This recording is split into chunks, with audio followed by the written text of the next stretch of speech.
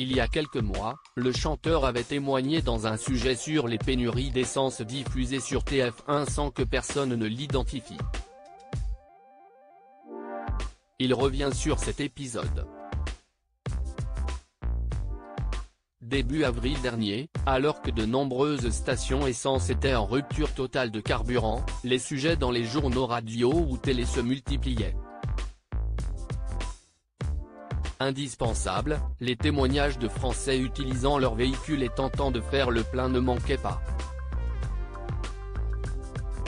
Mais rien ne portait à croire que l'un d'eux se démarquerait au point que l'on en parlerait encore des mois plus tard. Il faut dire que ce n'est pas non plus tous les jours qu'une célébrité témoigne incognito dans un sujet portant sur la vie quotidienne. D'autant plus ici est une célébrité connue de la grande majorité des Français. En l'occurrence, il s'agissait de Michel Jonas. Le chanteur, connu pour de nombreux titres dans sa carrière comme Super Nana ou Je voulais te dire que je t'attends, s'illustre également dans le domaine de la comédie. Une longue expérience, dans la chanson et dans la comédie depuis 2000, il a joué dans un certain nombre de séries télé à l'image de Lebowitz contre Lebowitz, de Camping Paradis ou même de Scènes de ménage pour ne citer qu'elles. Depuis les années 80, il s'est aussi essayé au cinéma, jouant dans un certain nombre de films, ceux de Lucien Jean-Baptiste comme La Première et La Deuxième Étoile où il a déjà tes yeux. Si est d'ailleurs sur le tournage du film Maison de retraite 2 du réalisateur Claude Zidi Jr. que l'équipe de gala a retrouvé le chanteur, entouré d'Amanda Lear, Firmin Richard, Daniel Prévost ou encore de Kev Adam.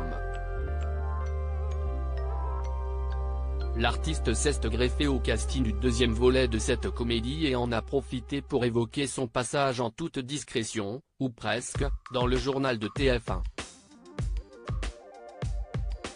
Michel Jonas modeste grâce à ses multiples expériences, le visage de Michel Jonas est bien connu des Français qui sont nombreux, à l'inverse de la personne ayant réalisé ce fameux reportage de TF1 ou de ceux qui l'ont visionné avant diffusion, à l'avoir reconnu.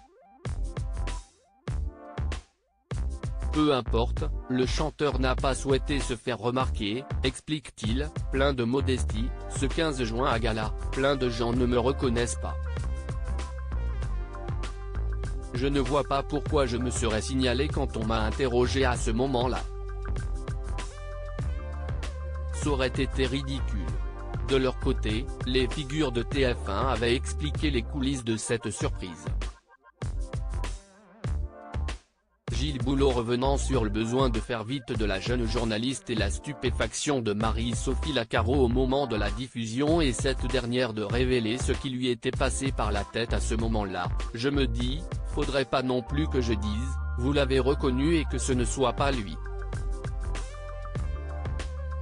On est resté dans ce flou.